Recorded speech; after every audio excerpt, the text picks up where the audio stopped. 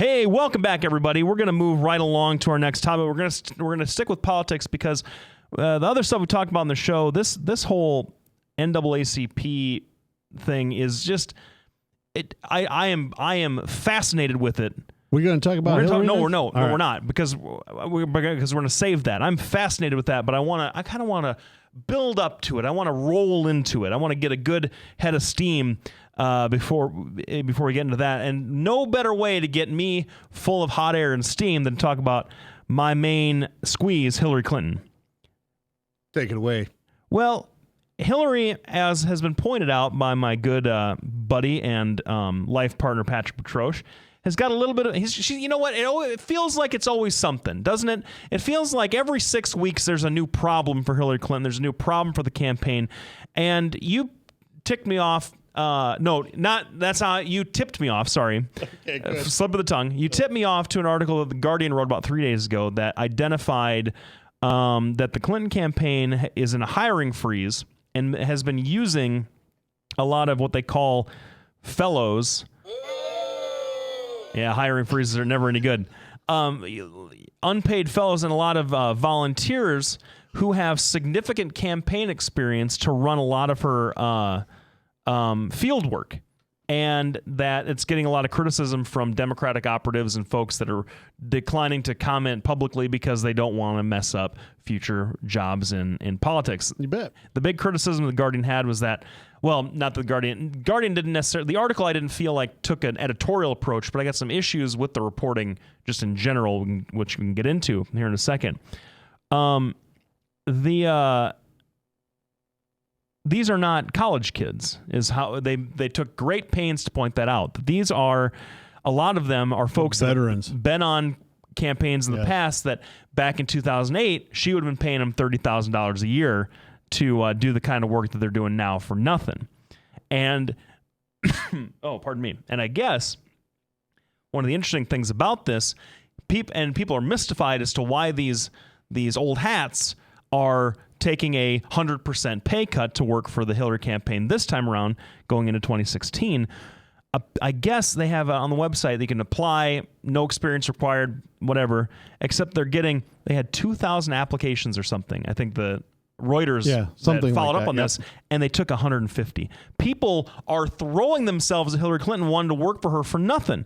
Doc, I don't have to go out quite too far on a limb to identify all the problems. Why don't you talk about some of the criticisms you have of this practice for Hillary? Well, the truth is, and this is really where I'm coming from, I don't have a problem with it.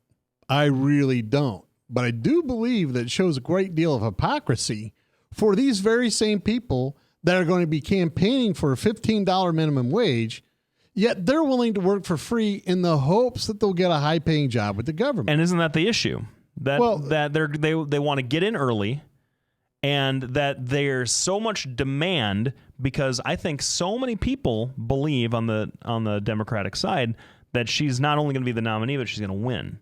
Yeah, and that's true. And the other thing is, that's what's driving this, I think. Yeah, and that's I would agree 100%. I think that the Republicans use the word coronation all the time. Yep. I believe she has been coronated. I'm not sure if you would agree with that, but I mean, it certainly seems like that. And the bottom line is these people are hoping to show in the White House, and that way they'll get a cushy government job and get their lives established. Now, I'm fine for that. But the bottom line is these are going to be the very same people that are preaching about the minimum wage. And in fact, not only in the Guardian, but in the CNN article and what I saw in the Reuters article, the people that are leading the charge, the unions essentially for a minimum wage hike like that, are all very critical of Hillary Clinton. Well, and of course, Bernie Sanders is taking that kind of anger and directing it towards Hillary. Well, the Reuters thing just kind of followed up on it. The CNN thing really didn't have anything to do with this. I mean, yeah, I found it, and I skimmed past it earlier in the day, so I apologize for missing it. But that was just that's an article about just Twitter kids on Twitter defending Hillary, just like basically trolling for Hillary. Yeah. So at what point do you go, well, hold on? If you're going to do this, at what point does it become a campaign contribution? I think that's tweeting about a candidate. Yeah, I think that's a legitimate thing. If I go out and I throw a barbecue for Brad, right? And I say, Brad, I'll take care of the expenses, and you go ahead and invite everybody that you want. We'll do a little fundraising. But he has to take that as a deduction, as a contribution in kind. Yeah, but that's an event.